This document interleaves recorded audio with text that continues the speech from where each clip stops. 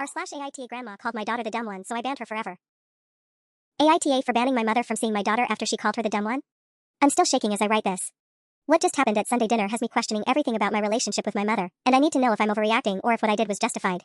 My daughter Emma, 8F, has always been a bright, curious kid, but she's not what you'd call academically gifted. She struggles with reading comprehension and math takes her longer than most kids her age. She's been getting extra help at school, and we've been working with her teachers to build her confidence.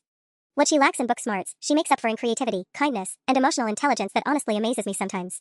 My sister's daughter Lily, 9F, is the complete opposite. She's reading at a high school level, doing advanced math, the whole gifted kid package.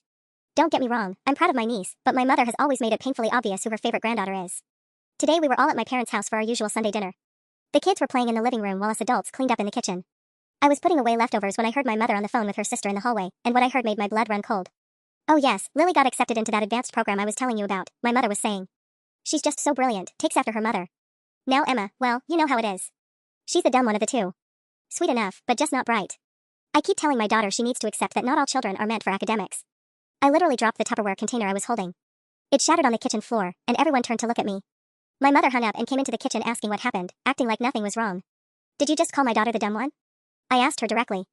The kitchen went dead silent. My sister looked uncomfortable, my father suddenly became very interested in the dishwasher, and my mother had the audacity to look annoyed that I'd overheard her. "Oh please, you're being dramatic," she said, waving her hand dismissively. "I was just explaining to Aunt Ruth why Emma isn't in the same programs as Lily. It's not mean, it's realistic." I felt like I was going to explode. Realistic? You called my 8-year-old daughter dumb. To family members. How long have you been saying this about her? My mother rolled her eyes. She's not going to overhear, and someone needs to have realistic expectations. You can't coddle her forever. Some children are just naturally more intelligent than others. That's when it hit me. Emma's confidence has been tanking lately. She's been saying things like "I'm not smart like Lily" and "Grandma thinks I'm stupid." I thought it was just normal cousin comparison stuff, but now I'm wondering how many times my mother has said things like this within Emma's earshot, or worse, directly to her. "We're leaving," I announced. "Emma, get your coat." My mother actually laughed. "You're being ridiculous over nothing." "Nothing? You're psychologically damaging my child and you think it's nothing?" As I was getting Emma ready to go, she looked up at me with those big brown eyes and asked, "Mommy, why is Grandma mad at us?" That broke something in me. My own mother has been systematically destroying my daughter's self-esteem, and I've been enabling it by bringing her here every week. I told my mother she's not welcome around Emma anymore until she can treat her with basic respect. Now my phone won't stop ringing with family members telling me I'm overreacting. Am I? Update, it's been 3 days and the family drama is escalating. I thought things might calm down after a few days, but I was completely wrong. If anything, the situation has gotten worse, and I'm starting to doubt myself even though I know what I heard. First, let me address something from my original post. Several people asked if I've talked to Emma about what she's been hearing. I sat down with her yesterday evening, and what she told me made me feel sick to my stomach. Apparently, this has been going on for months. Emma told me that Grandma often says things like "Why can't you be more like Lily?" and "Some people are just born smarter, sweetie." The worst part? My mother has been doing this during their one-on-one time when she picks Emma up from school on Wednesdays. She's been using their car rides to make these comparisons, thinking no other adults would find out. Emma also mentioned that Grandma sometimes sighs heavily when helping her with homework and says things like "This should be easy for someone your age," or "Lily never needed this much help." My daughter has been internalizing every single word. But here's where things get complicated. My sister called me yesterday, and she was furious, but not at our mother. She was mad at me. "Mom is devastated," she told me.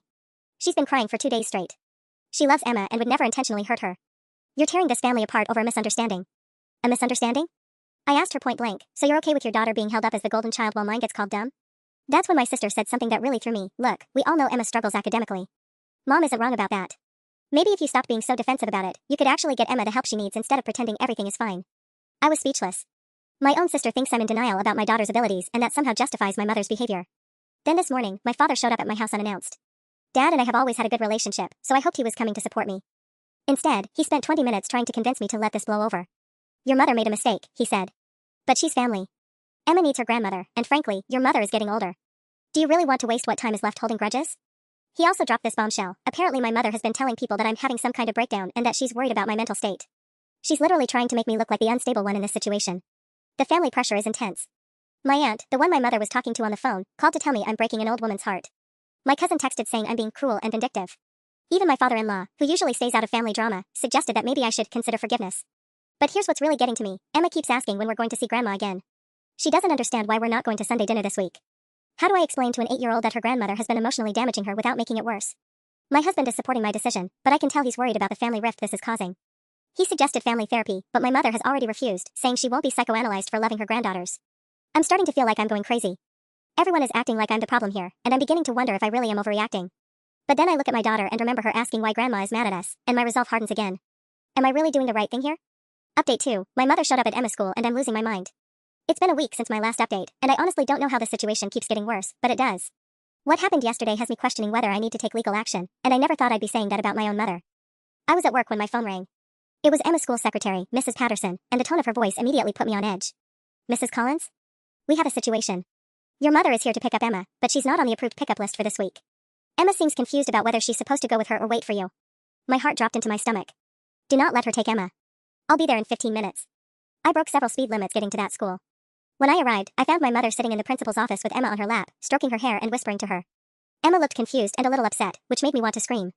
What are you doing here? I demanded. My mother looked up at me with this innocent expression that made my blood boil. Emma missed her Wednesday car ride with Grandma. I thought I'd surprise her. You know exactly why those car rides stopped, I hissed, trying to keep my voice down because we were in Emma's school. The principal, Mr. Rodriguez, stepped in. Mrs. Collins, perhaps we should discuss this privately while Emma waits in the nurse's office? Once Emma was out of earshot, my mother completely dropped the innocent act. This has gone on long enough. You're depriving that child of her grandmother over your own hurt feelings. I've been picking her up on Wednesdays for 2 years. She was excited to see me. You called her dumb, I said. You've been systematically destroying her confidence for months, and you think you can just show up here like nothing happened? That's when my mother said something that made me realize how deep this problem really goes. I never used that word to her face. I'm helping her develop realistic expectations about her abilities. Would you rather I lie to her and set her up for disappointment later? The principal looked uncomfortable, but I could see in his expression that he was starting to understand why I was so upset.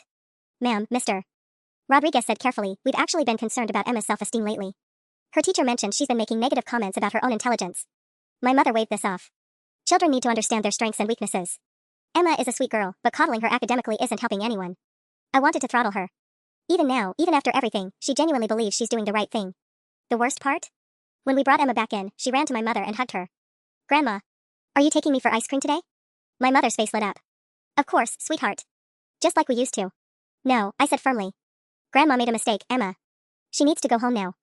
Emma's face fell, and she looked between us with this heartbreaking confusion. But why can't Grandma take me? Did I do something wrong? My mother jumped on this immediately. Of course you didn't do anything wrong, Angel. Mommy is just upset about grown-up things that have nothing to do with you. The manipulation was so smooth, so practiced, that I realized this is probably how she's been operating for months. Making herself the victim, making me the unreasonable one, all while positioning herself as Emma's protector. I took Emma's hand. We're going home. Now. As we walked to the parking lot, Emma asked the question that's been haunting me. Mommy, why doesn't Grandma love me anymore? She does love you, baby, I managed to say, but inside I was screaming because how do I explain that sometimes love can be harmful? How do I tell her that the person who's supposed to build her up has been tearing her down? My mother followed us outside and called after Emma, I love you so much, sweetheart. Don't forget that. Emma waved back enthusiastically, and I realized that in her mind, I'm the one keeping her from someone who loves her. I don't know how to fix this anymore. Update 3, the family is turning against me and my daughter is suffering. It's been 4 days since the school incident, and I feel like I'm living in an alternate reality where I'm the villain in my own story. The family pressure has reached a breaking point, and I'm starting to see just how deep my mother's influence runs. Yesterday was Emma's birthday party, or rather, what was supposed to be her birthday party. I planned a small celebration at our house with a few school friends and family. I specifically told everyone that my mother was not invited, thinking surely people would respect that boundary for my daughter's sake. I was wrong. My sister showed up an hour early while I was still decorating, and she brought Lily with her. That should have been my first red flag. We need to talk, Sarah said, and her tone made my stomach clench. She told me that the family had been discussing the situation, and they'd reached a consensus. I was having some kind of emotional breakdown and needed professional help. According to her, my mother had been walking on eggshells around Emma for years because she was aware of Emma's academic struggles, and I was projecting my own insecurities onto innocent comments. Mom never called Emma dumb, Sarah insisted. She said Emma wasn't as academically inclined as Lily. There's a difference. I know what I heard. You heard what you wanted to hear because you've been defensive about Emma's learning issues since she started school. We've all noticed it. Then she dropped the real bombshell. The family had decided that if I didn't allow my mother back into Emma's life, they would stop including us in family events altogether. Not just Sunday dinners, birthday parties, holidays, graduations, everything. You're isolating Emma from her entire family over this, Sarah said. Is that really what you want? Before I could respond, Emma came running downstairs in her birthday dress, excited to see Lily. Watching them play together, I realized Sarah was right about one thing, I was isolating Emma. But what choice did I have? The party itself was a disaster. Only 3 kids from Emma's class showed up, compared to the 12 who came to Lily's party last month. My father attended but spent the entire time trying to convince me to call my mother. My husband's family came, but the tension was so thick you could cut it with a knife. The worst moment came when Emma was opening presents. She got to a box that was clearly wrapped by someone else. The paper was too neat, too perfect. Inside was a beautiful art set with a note that read, "For my creative granddaughter. Art is just as important as books. Love, Grandma." Emma's face absolutely lit up. Grandma remembered. She knows I love drawing. Everyone stared at me, waiting to see how I'd react. Sarah had clearly orchestrated this, probably thinking it would make me look cruel if I took it away from Emma. How did this get here? I asked quietly. Dad brought it, Sarah admitted. Mom wanted Emma to know she was thinking about her on her birthday. Emma was already digging through the art supplies, completely oblivious to the adult drama swirling around her. Can I call Grandma to say thank you? The room went dead silent. Every pair of eyes was on me, judging, waiting, pressuring. Not right now, sweetheart, I managed. Emma's smile faded. But she gave me a present. Mommy, why can't I talk to Grandma? I miss her. I looked around the room at my family, my husband, even some of the other parents, and I could see it in their faces. They thought I was being unreasonable. They thought I was the one hurting Emma. Maybe I am. Last night, I heard Emma crying in her room. When I went to check on her, she was clutching the art set and whispering, "I'm sorry, I'm not smart, Grandma. Please come back. I don't know how much more of this I can take." Update 4, my husband is wavering and I caught my mother manipulating Emma again. It's been 2 weeks since Emma's birthday, and I thought things couldn't get more complicated. I was wrong. My husband dropped a bomb on me last night that has me questioning whether I'm about to lose everything I'm fighting to protect. Maybe we should consider supervised visits, he said out of nowhere while we were doing dishes. Just to see how it goes. I nearly dropped the plate I was washing. Are you serious right now? Emma is miserable, honey. She's been asking about Grandma every single day. Her teacher called yesterday, she's not participating in class anymore, and she had a meltdown during math when another kid said she was slow. My heart sank. I knew Emma was struggling, but I didn't realize it had gotten that bad at school. She drew a picture in art therapy, he continued, pulling out his phone to show me a photo the school counselor had sent. Look at it. The drawing showed 3 stick figures, Emma, my mother, and a wall between them. At the top, in Emma's careful handwriting, it said, "I miss Grandma but Mommy says no." The counselor thinks Emma is blaming herself, my husband said gently. She believes she did something wrong to make you angry at Grandma. I stared at the drawing, feeling like someone had punched me in the gut. So what, I should just let my mother continue to damage her self-esteem? I'm not saying that. I'm saying maybe there's a middle ground. Supervised visits where you're present, clear boundaries, family therapy. Your mother already refused therapy. Then maybe it's time to try a different approach. This morning, I was seriously considering his suggestion. Maybe I had been too rigid. Maybe there was a way to protect Emma while slowly rebuilding the relationship with clear boundaries. Then I got a call from Emma's best friend's mom, Jessica. I wasn't sure if I should tell you this, she said, sounding uncomfortable. But I thought you should know. I saw your mother at the playground yesterday afternoon with Emma. My blood went cold. That's impossible. Emma was at after-school care yesterday. Are you sure? Because I definitely saw them together around 4 p.m. Your mom was pushing Emma on the swings, and they looked like they were having a serious conversation. I immediately called the after-school program. The director, Mrs. Kim, sounded flustered when I asked about yesterday's pickup. Well, your mother said there was a family emergency and you'd asked her to collect Emma early. She had Emma's backpack and knew all the right information, Emma's teacher, her allergies, your work schedule. Emma seemed happy to see her, so we didn't think. She's not authorized to pick up Emma. Ever. This should have been flagged in your system. I'm so sorry, Mrs. Collins. It was a substitute coordinator who didn't check the restricted list properly. We'll make sure this doesn't happen again. I was shaking with rage as I hung up. My mother had essentially kidnapped Emma from after-school care by lying about an emergency. When Emma came home from school today, I sat her down gently and asked about yesterday. Oh, she said, brightening up immediately. Grandma surprised me. She said you asked her to pick me up because you missed her too and wanted to give her another chance. The manipulation was breathtaking. My mother had used my potential change of heart, something she couldn't have known about, as a lie to gain access to Emma.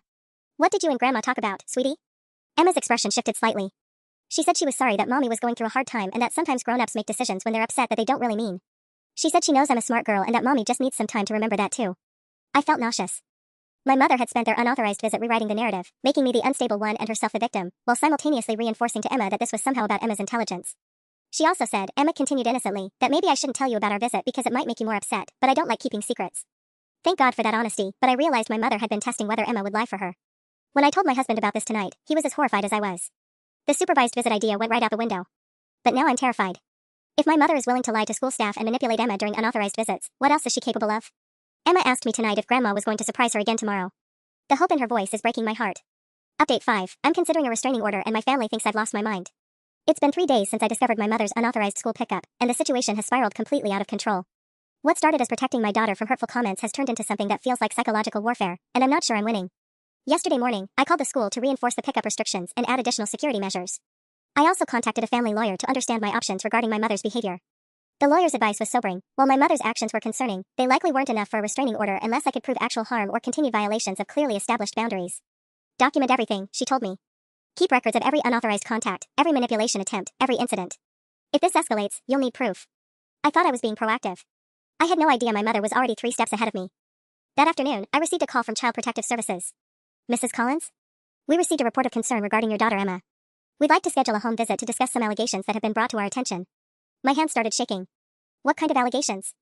We can't discuss specifics over the phone, but there are concerns about Emma's emotional welfare and some questions about potential parental alienation. We'll need to speak with you and your daughter separately. I knew immediately who had made the call. My mother had weaponized the system against me. When I called my sister in a panic, she confirmed my suspicions, but not in the way I expected. Mom didn't want to do it, Sarah said, and I could hear the strain in her voice. But she's genuinely worried about Emma's mental state. We all are. So you supported this? You helped her call CPS on me? Emma has been deteriorating since you cut Mom off. She's anxious, she's not sleeping well when she stays with us, she keeps asking if she's stupid and if that's why mommy is angry. The family talked, and we decided something had to be done. The betrayal hit me like a physical blow. You realize what you've done, right? CPS investigations can destroy families. They could remove Emma from my home. That's not what anyone wants, Sarah said quietly. We just want you to get help. Professional help. And we want Emma to have access to her grandmother again. Help for what? For protecting my daughter from emotional abuse?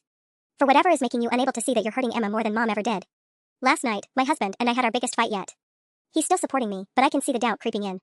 The CPS thing is insane, he said. But honey, Emma asked me yesterday if she was the reason mommy doesn't have a family anymore. She's 8 years old and she thinks she broke up our entire family. She didn't break up anything. My mother did. I know that. You know that. But Emma doesn't understand the distinction. All she knows is that before this happened, we had Sunday dinners and family parties, and now we don't. The CPS visit is scheduled for tomorrow. I've spent today childproofing our house like they're going to arrest me, making sure every piece of paperwork about Emma's schooling and medical care is organized, rehearsing how I'm going to explain this situation without sounding paranoid. But here's what's really terrifying me. What if they talk to Emma and she tells them she misses grandma and doesn't understand why she can't see her? What if my mother's manipulation has been so effective that Emma actually advocates for her during the interview? Emma asked me this morning why I looked scared, and I realized she's now worried about me on top of everything else she's processing. I'm supposed to be protecting her, but instead I've created a situation where she's afraid, confused, and potentially at risk of being removed from her home. My mother has successfully painted me as an unstable parent who's harming my child by keeping her from a loving grandmother. The worst part? Looking at Emma's anxious little face this morning, I'm starting to wonder if they're right. Update 6. The CPS visit was a nightmare and my mother is escalating. The CPS visit happened yesterday, and I'm still processing what went wrong. Despite all my preparation, despite having documentation and witnesses ready, everything fell apart in ways I never could have anticipated. The caseworker, Ms. Rodriguez, seemed reasonable when she arrived. She was professional, thorough, and I genuinely thought the meeting was going well during my interview. I explained the situation calmly, showed her my documentation of my mother's behavior, and provided contact information for Emma's school counselor who could verify the emotional impact. Then she interviewed Emma. I wasn't allowed in the room, which I understood, but sitting in my kitchen listening to my daughter's muffled voice through the living room wall was torture. The interview lasted almost an hour, and when Ms. Rodriguez came back to speak with me, her entire demeanor had changed. Mrs. Collins, she said carefully, Emma has shared some concerning information with me. My heart dropped. What kind of concerning information? She told me that you've been crying a lot lately, that you sometimes yell at Daddy about Grandma, and that you told her Grandma doesn't love her anymore. She also mentioned that you've been saying bad things about Grandma that she's not supposed to repeat. I felt like I was falling through the floor. I never told her that her grandmother doesn't love her. I've been very careful too. She also said, Ms. Rodriguez continued, that you've been asking her lots of questions about her conversations with her grandmother and that it makes her feel like she's in trouble. Every word was technically true but completely out of context. Yes, I'd been emotional. Yes, my husband and I had argued about the situation. Yes, I'd asked Emma about her interactions with my mother to understand what had been happening. But the way Emma had described it made me sound paranoid and unstable. There's something else, Ms. Rodriguez said. Emma drew a picture during our conversation. She showed me the drawing. It was Emma, me, and my mother, but this time I was the one separated by a wall. Above my figure, Emma had written Mommy is sad and mad. Above my mother's figure, Grandma loves me. Ms. Collins, I'm not closing this case today. Emma appears to be a well-cared-for child in a clean, safe home, but there are emotional concerns that need to be addressed. I'm recommending immediate family counseling and a follow-up visit in 30 days. After she left, I sat on my kitchen floor and cried for 20 minutes. My mother had successfully turned my 8-year-old daughter into a witness against me. But it gets worse. This morning, my sister called with news that made my blood run cold. Mom's moving, Sarah said without preamble. What do you mean, moving? She put her house on the market yesterday. She's found a place 2 blocks from Emma's school. The strategic nature of this move was terrifying. My mother was positioning herself to be unavoidably present in Emma's daily life. School pickup, walking routes, neighborhood activities, she was ensuring that Emma would see her regularly whether I allowed it or not. She's also volunteering at Emma's school, Sarah continued. She applied to be a reading helper in the library. She can't do that. I'll call the school. On what grounds? She's a qualified volunteer with no criminal background. Her only crime is having a daughter who won't let her see her granddaughter. I realized my mother was building a case. CPS investigation showing an unstable parent keeping a child from a loving grandmother. Moving closer to demonstrate commitment. Volunteering at school to show community involvement. If this went to court, she was positioning herself as the stable, caring adult in Emma's life. There's something else, Sarah said quietly. Mom's talked to a lawyer about grandparents' rights. My hand started shaking. Grandparents' rights aren't that strong in our state. They are when there's evidence of parental alienation and psychological harm to the child. When Emma came home from school today, she was more animated than she'd been in weeks. Mommy. Guess what? Mrs. Peterson said we're getting new reading helpers next week, and one of them has the same last name as me. Isn't that funny? She had no idea that her grandmother was systematically dismantling every boundary I tried to establish. Tonight, my husband suggested something that made my stomach drop. Maybe we should consider moving, he said quietly. Transfer Emma to a different school, start fresh somewhere else. The fact that we're discussing uprooting our entire lives to escape my own mother feels surreal. But looking at Emma's excited face when she talked about the mysterious reading helper, I'm starting to think it might be our only option. Update 7. My mother showed up as a school volunteer and I'm trapped. It's been 5 days since I learned about my mother's plan to volunteer at Emma's school, and today it became reality in the most devastating way possible. I thought I could get ahead of this situation, but I severely underestimated how thoroughly my mother had planned her next move. I called the school first thing Monday morning to speak with the principal about my concerns. Mr. Rodriguez was sympathetic but firm. Mrs. Collins, I understand your family situation is complicated, but your mother passed all background checks and interviews. She's volunteering in the library, not Emma's classroom, and there's no legal basis for us to reject her application. But she's doing this to circumvent the boundaries I've established. That's a family matter, not a school matter. Unless you have a restraining order or court documentation, we can't discriminate against a qualified volunteer based on family disputes. I felt the walls closing in, but I thought I still had some control. Emma didn't know her new reading helper was my mother, so maybe I could prepare her, manage the situation somehow. I was wrong. Today after school, Emma practically bounced into the car, more excited than I'd seen her in months. Mommy. You'll never guess what happened. Grandma was at school today. She's my new reading helper and she said she's going to be there every Tuesday and Thursday. My heart stopped. What happened when you saw her, sweetheart? I was so surprised. I ran up and gave her the biggest hug, and she started crying happy tears. She said she missed me so much and that she's been wanting to help me with my reading because she knows how hard I've been working. The manipulation was flawless. My mother had positioned herself as supportive of Emma's academic struggles while I was the one who'd been keeping them apart. She helped me read a whole chapter of Charlotte's Web, and I only needed help with 3 words. She said I'm getting so much better and that she's proud of me. I wanted to scream. Of course my mother was praising Emma's reading now. It made her look like the encouraging grandmother while casting me as a paranoid parent who'd been withholding this positive influence. Did she say anything else? Emma's expression shifted slightly. She said she hoped we could have reading time together at home soon too, but that she understood Mommy needed more time to not be upset. She said sometimes mommies get overwhelmed and make decisions they don't really mean. There it was again. My mother rewriting the narrative, painting herself as patient and understanding while subtly suggesting I was emotionally unstable. The worst part came when Emma asked, Mommy, why didn't you tell me Grandma was going to help at school? It was the best surprise ever. How do I explain to my 8-year-old that her beloved grandmother orchestrated this entire scenario to manipulate both of us? How do I tell her that what feels like a wonderful surprise is actually psychological warfare? When my husband got home, he found me sitting at the kitchen table staring at nothing. The school thing happened, he asked quietly. I nodded, unable to speak. What did Emma say? When I told him about Emma's excitement, about my mother's perfectly crafted responses, about how happy my daughter had been, he sat down heavily across from me. Honey, he said carefully, I hate to say this, but maybe this is good for Emma. She was genuinely happy today for the first time in weeks. You're taking her side now too? I'm not taking anyone's side. I'm thinking about Emma. She's been miserable, her grades are suffering, she's anxious all the time. Today she came home excited about reading.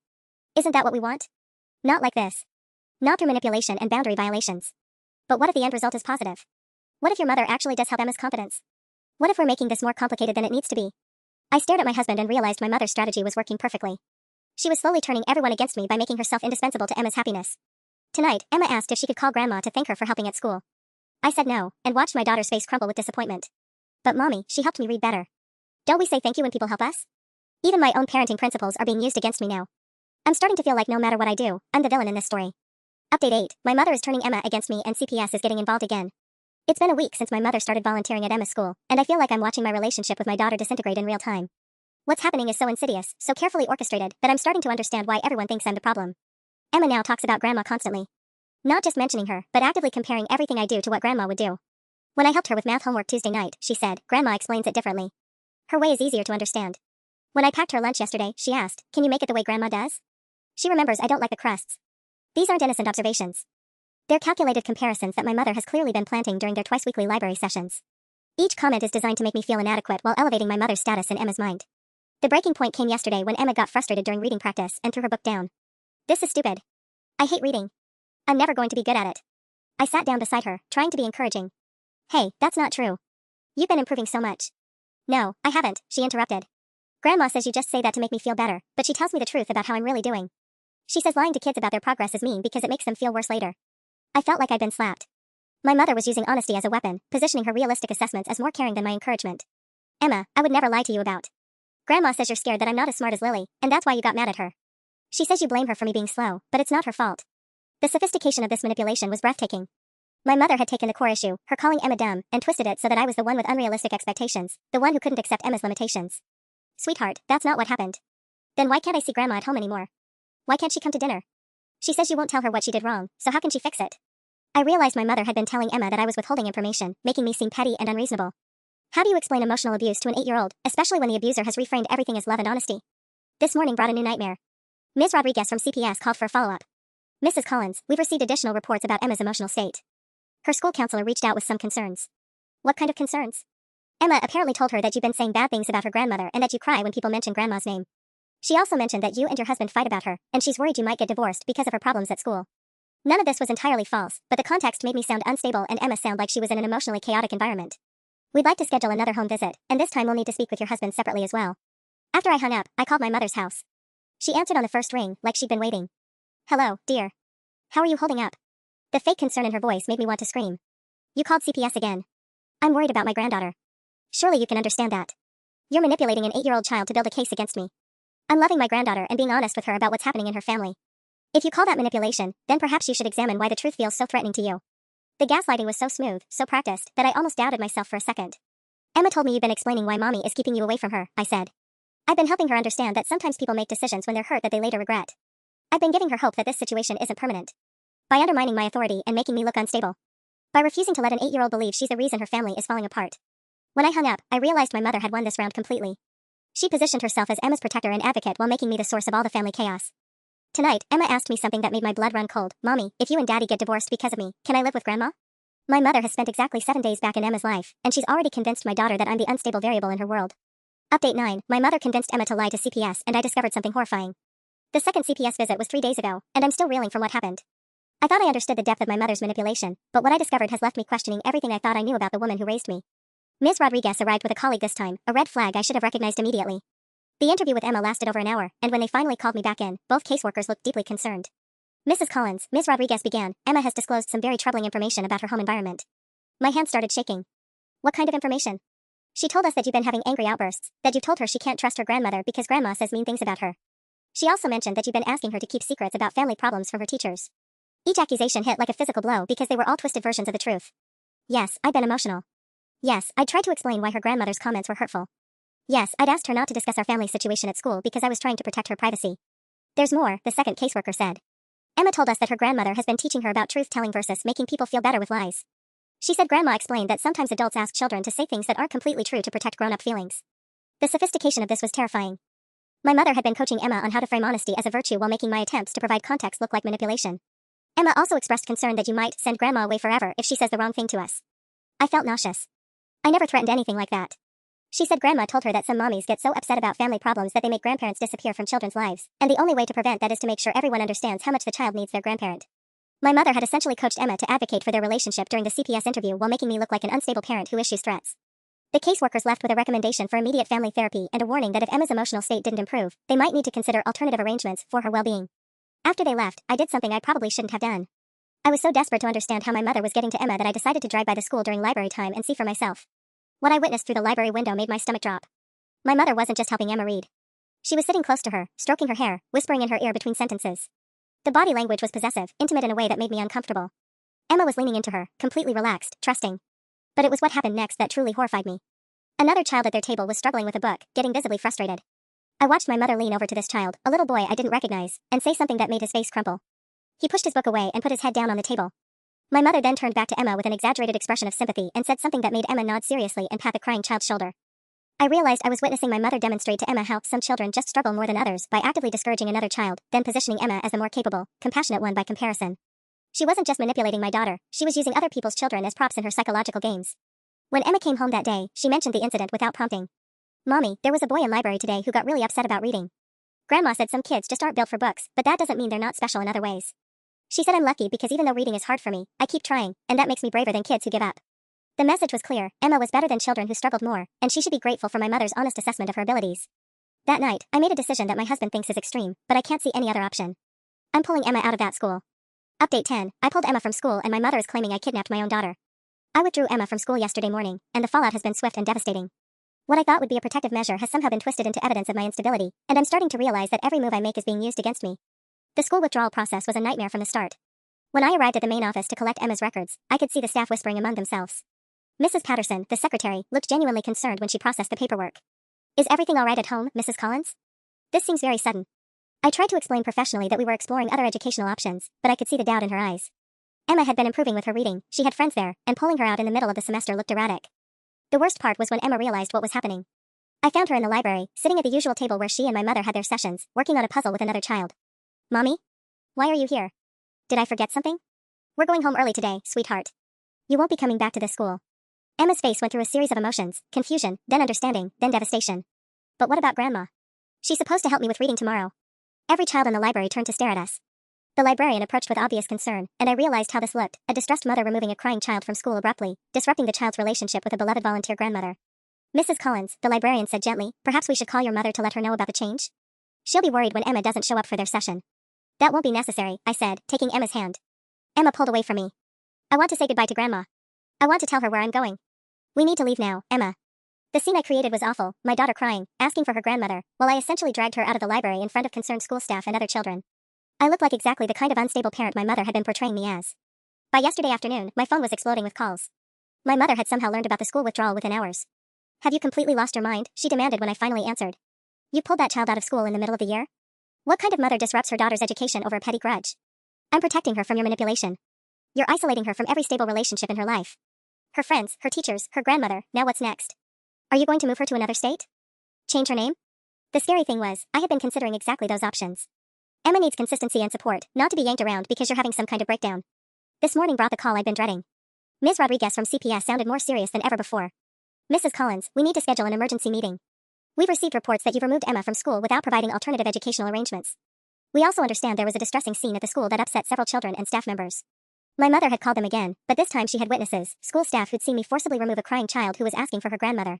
We're very concerned about the pattern of behavior we're seeing. Isolating a child from their support systems, disrupting their education, creating unstable living conditions, these are serious red flags. I'm homeschooling her temporarily while we find a new school. Do you have any experience with homeschooling? Curriculum planned? Educational materials prepared? I didn't. I'd made this decision impulsively, and now it looked like another example of my poor judgment. Mrs. Collins, I need to be direct with you. If we determine that Emma's welfare is being compromised by these ongoing disruptions, we may need to consider temporary alternative placement while you receive the mental health support you clearly need. When I hung up, I realized my mother had successfully painted me into a corner where every action I took to protect Emma made me look more unfit as a parent.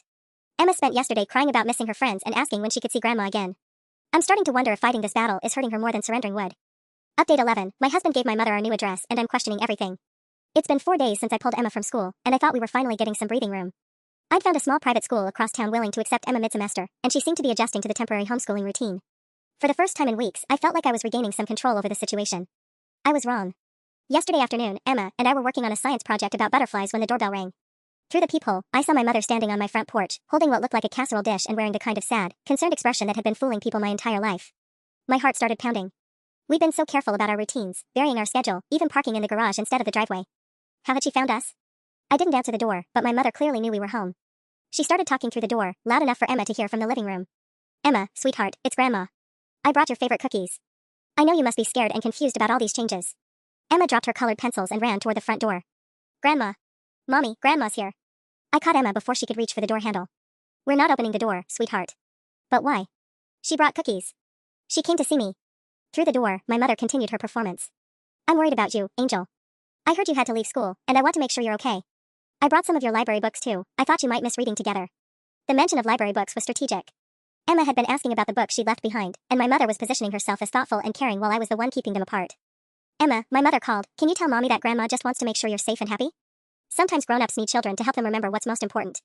I watched my 8-year-old daughter's face crumple with the weight of being asked to mediate an adult conflict. This was exactly the kind of emotional manipulation I'd been trying to protect her from. After 20 minutes, my mother finally left, but not before leaving the casserole and books on our doorstep with a note that Emma found when we retrieved them later. For my brave girl. Grandma loves you and will always find ways to take care of you. XOXO. That evening, when my husband came home, I confronted him about how my mother had gotten our address. I gave it to her, he admitted immediately, not even trying to lie. I felt like the floor had dropped out from under me. You what? She called my office. She was crying, saying she was worried about Emma's safety, asking if we were okay. She said she just wanted to send Emma some comfort items to help with the transition. And you believed her? She sounded genuinely concerned. And honestly, honey, I am starting to worry about how all this upheaval is affecting Emma. She's been withdrawn, she's not eating well, she keeps asking if we're going to move again. I stared at my husband, my partner, my support system, the one person I thought was completely on my side, and realized my mother had gotten to him too. She's not trying to help Emma. She's trying to prove I'm an unfit mother. What if both things are true? He asked quietly. What if she is trying to undermine you, but what if our response is actually hurting Emma more than her original behavior did? You think I should give up? I think we need to consider that fighting this war might be more damaging than finding a way to manage a controlled peace. Last night, Emma asked me something that's been haunting me since. Mommy, are we going to keep running away from Grandma forever? The way she phrased it made me realize that from her perspective, we weren't protecting ourselves, we were fleeing. And in her 8-year-old mind, that meant Grandma was winning. This morning, my mother called my husband's work phone directly. Tell my daughter, she told him, that I'll be at Emma's new school this afternoon. I've already submitted my volunteer application there too. She can keep running, but I'll keep finding ways to be part of my granddaughter's life. The message was clear, no matter where we go, no matter what boundaries I try to establish, she will find a way to circumvent them. I'm starting to realize that my mother isn't just trying to maintain a relationship with Emma. She's trying to replace me entirely. Update 12, my mother got herself appointed as Emma's legal advocate and I think I'm losing custody. The call came this morning, and I'm still sitting here staring at my phone, trying to process what just happened. Ms. Rodriguez from CPS delivered news that felt like a death sentence disguised as help. Mrs. Collins, given the ongoing family conflict and Emma's declining emotional state, we've decided to assign her a court-appointed advocate to ensure her best interests are being represented. My hands went numb. What does that mean exactly? It means someone will be appointed to speak solely for Emma's welfare, independent of any adult agenda. They'll interview all parties, observe family interactions, and make recommendations to the court about what arrangement serves Emma best. Court. The word hit me like a physical blow. Are you saying this is going to family court? If we can't resolve Emma's situation through family services, yes. The advocate will help determine whether the current living arrangement is in Emma's best interest, or whether alternative custody arrangements should be considered. After she hung up, I immediately called the number she'd given me for Emma's new advocate, desperate to get ahead of whatever narrative my mother had already constructed. The voice that answered made my blood freeze. Hello, this is Margaret Chen, Emma's court-appointed advocate. Ms. Chen, this is Emma's mother. I wanted to schedule a time to speak with you about our situation. Of course, Mrs. Collins. I actually have someone here who's very eager to provide information about Emma's case. Would you like to speak with her? Before I could respond, I heard my mother's voice in the background, tell her I'm happy to wait while she gets her story straight. My mother was already there. Somehow, she'd gotten to Emma's advocate before I even knew the woman existed. Mrs. Collins? Ms. Chen came back on the line. Your mother has provided some very detailed documentation about Emma's emotional decline and the family situation. She's also brought several character witnesses who've observed Emma's state over the past few months. What kind of witnesses? Emma's former teachers, the school librarian, some family members. They're all very concerned about the instability Emma has experienced since contact with her grandmother was severed. I realized my mother hadn't just been manipulating Emma, she'd been building a legal case. Every person she'd positioned herself with, every witness to Emma's distress, every documented incident had been carefully orchestrated. I'd like to schedule my own meeting. Of course. How about tomorrow at 2 p.m.? Your mother mentioned you've been quite stressed lately, so I want to make sure you have adequate time to prepare. Even the advocate's tone suggested she'd already formed opinions about my mental state. When Emma came home from her first day at the new school, she seemed more subdued than usual. During dinner, she dropped a bombshell that made me realize how thoroughly my mother had infiltrated every aspect of our lives. Mommy, a nice lady came to school today to talk to me about how I'm feeling about everything. What kind of nice lady? She said her name was Miss Chen and that her job is to make sure kids are happy and safe. She asked me lots of questions about you and Daddy and Grandma. My mother had arranged for the advocate to interview Emma at school, in an environment where my daughter felt comfortable and safe, without giving me any notice or opportunity to prepare Emma for the conversation. What did you tell her, sweetheart? Emma's face scrunched up with concentration. She asked if I missed anyone, and I told her I missed Grandma a lot. She asked if home felt safe, and I said yes, but that you cry sometimes and it makes me worried. She asked if I understood why I couldn't see Grandma, and I said no because nobody will tell me what Grandma did wrong. Each response was perfectly innocent from Emma's perspective, but devastating from mine. A child missing her grandmother, a mother who's emotionally unstable, a family situation where no one can explain the conflict rationally. She also asked, Emma continued, if I could live anywhere I wanted, where would it be? And I said I wanted to live where I could see everybody, you and Daddy and Grandma and Lily. My heart sank. To the advocate, this would sound like a child asking for the reasonable solution that only one stubborn parent was preventing. Tonight, my husband brought up something that terrified me more than anything else that's happened. The advocate called me too, he said quietly. She wanted to know if I thought Emma would be better off with more stability in her life. What did you tell her? His pause lasted too long. I told her I wanted what was best for Emma. That's not an answer. I told her I was concerned about the ongoing conflict and its impact on Emma's well-being. I realized my own husband had just provided testimony that could be used to remove Emma from our home. My mother isn't just trying to get access to Emma anymore. She's trying to get custody of her. Update 13, the custody hearing was scheduled and my mother hired a lawyer who specializes in grandparents' rights. The official notice came yesterday, and seeing it in black and white made everything horrifyingly real. A preliminary custody hearing has been scheduled for next week, with the possibility of temporary placement pending a full investigation. I keep reading the words over and over, but they still don't feel real. In the matter of Emma Collins, a minor child, the court will determine temporary custody arrangements in the best interest of said child. My daughter has become a case number. I immediately called every family lawyer in town, but the ones who specialize in custody cases either couldn't see me for weeks or were completely booked. Finally, I found someone who could meet me today, a young attorney named David Park who mainly handles divorces but said he'd help until I could find someone with more custody experience. The meeting was devastating. After reviewing all my documentation, David looked across his desk with barely concealed concern. Mrs. Collins, I need to be honest with you. Your mother has built an extremely compelling case. She has documented evidence of Emma's emotional decline, testimony from school personnel about the disruption to Emma's education, and character witnesses who will testify that she's been a stable, loving presence in Emma's life. What about the emotional abuse? The manipulation? That's much harder to prove. Your mother will argue that she was providing honest feedback about Emma's academic progress, which many people consider appropriate grandparent behavior. The unauthorized school pickup was concerning, but she'll frame it as a grandmother worried about her granddaughter's well-being. He pulled out a folder that made my stomach drop. I also need to tell you, your mother's attorney sent over their preliminary witness list. The list included Emma's former teachers, the school librarian, my sister, my father, my aunt, even some of my neighbors. People who'd observed Emma's decline over the past few weeks and would testify about my increasingly erratic behavior. There's something else, David said carefully. Your mother's attorney is Rebecca Martinez. She's one of the top family law attorneys in the state and she specializes in grandparents' rights cases. This isn't a coincidence, your mother has been planning this for months. The sophistication of my mother's legal strategy was terrifying. While I've been reacting emotionally to each crisis, she'd been methodically building a case with professional help. What are my chances? David's pause told me everything I needed to know.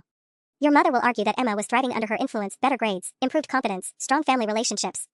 Then you severed that relationship, and Emma's emotional state deteriorated rapidly. Add in the school disruption, the social isolation, and the ongoing family conflict. She caused the deterioration by manipulating Emma. Can you prove that? Because from the outside, it looks like Emma was happy and stable until you cut off contact with her grandmother. When I got home, Emma was in her room, quietly coloring. She looked up when I walked in, and the sadness in her eyes broke my heart all over again. Mommy, Miss Jin came back to school today. She said some grown-ups are going to talk to a judge about what's best for me. What did you tell her, sweetheart? She asked if I wanted to see Grandma again, and I said yes. She asked if I was happy, and I said I used to be happier before everyone got sad about each other. That evening, my mother called the house phone directly, a number she shouldn't have had. When my husband answered, she asked to speak to Emma. I don't think that's appropriate right now, he said.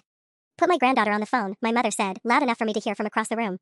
She has a right to talk to her grandmother, and soon a judge is going to make sure that right is protected. Emma heard her grandmother's voice and came running. Is that Grandma? Can I talk to her? Please? My husband looked at me helplessly. Saying no made me look controlling. Saying yes gave my mother more ammunition about Emma wanting contact. I took the phone. You're not speaking to her until this is resolved legally. That's fine, my mother said, and I could hear the smile in her voice. The judge will hear about this too. A mother who won't even let her daughter speak to her grandmother on the phone. After I hung up, Emma asked the question I'd been dreading. Mommy, what's a judge? And why do they need to decide about me? How do you explain to an 8-year-old that adults are going to court to determine where she should live? Final update, I discovered my mother's plan and everything changed. The breakthrough came from the most unexpected source, Emma herself. 3 days before the custody hearing, Emma came home from school clutching a piece of paper. She'd been unusually quiet lately, but something about her expression that day was different. Determined, almost. Mommy, I need to tell you something important. She handed me a drawing she'd made during art therapy at school. It showed 3 figures, but this time the scene was different. It was my mother, Emma, and another child, but my mother was holding the other child's hand while pointing at Emma with an angry face. Emma, what is this picture about? It's about what really happened in the library, she said quietly. Miss Chen asked me to draw about times I felt sad, and I remembered something I wasn't supposed to tell anyone. My heart started pounding. What weren't you supposed to tell? Grandma said if I told anyone about the other kids, you would get in even more trouble and maybe have to go away forever. Emma explained that my mother hadn't just been helping her during those library sessions. She'd been systematically discouraging other struggling readers, pointing out their mistakes, comparing them unfavorably to Emma. Then she'd comfort Emma afterward, positioning herself as the caring adult who understood how hard school could be. She told me I was so much smarter than the crying kids, and that you just couldn't see it because you were too worried about me being like them. She said she was the only one who saw how special I really was. But there was more. Emma had overheard my mother talking to her lawyer on the phone during one of their unauthorized meetings at the park. She was saying words I didn't understand, but she kept talking about how she was going to fix everything and how I would be much happier living with her where people appreciated my real potential. Emma looked up at me with those wise 8-year-old eyes. Mommy, I don't want to live with Grandma. She makes me feel good about me by making other kids feel bad, and that's not nice. And she wants you to be sad. I figured that out. I called David immediately, and he rushed over to hear Emma's account directly. What she described was a pattern of psychological manipulation far more sophisticated than anything I'd documented. The next morning, I did something desperate. I called my mother and told her Emma wanted to see her one last time before the hearing. I knew you'd come to your senses, she said triumphantly. I arranged to meet her at the park with Emma, but I had my phone recording everything. Within 20 minutes, my mother had demonstrated exactly the behavior Emma had described. She pointed out other children's failures, praised Emma for being naturally superior, and even suggested that after the hearing, Emma wouldn't have to worry about Mommy's problems anymore. The recording was devastating. My mother's own words revealed her manipulation tactics and her intention to remove me from Emma's life entirely. At the custody hearing, David played the recording. The change in the courtroom was immediate. The judge listened to my mother coaching Emma to feel superior to other children, heard her promise that Emma wouldn't have to deal with Mommy's problems soon, and watched her systematically undermine other children to build Emma up. This court finds, the judge said, that the grandmother's behavior demonstrates a pattern of psychological manipulation that is not in the child's best interest. Not only did my mother lose her bid for custody, but the judge granted me a protective order restricting her contact with Emma until she completed supervised therapy. Emma hugged me tight as we left the courthouse. Mommy, I'm sorry I didn't tell you sooner about the mean things. I thought I was protecting you, but I was really protecting her. My 8-year-old daughter had saved us both.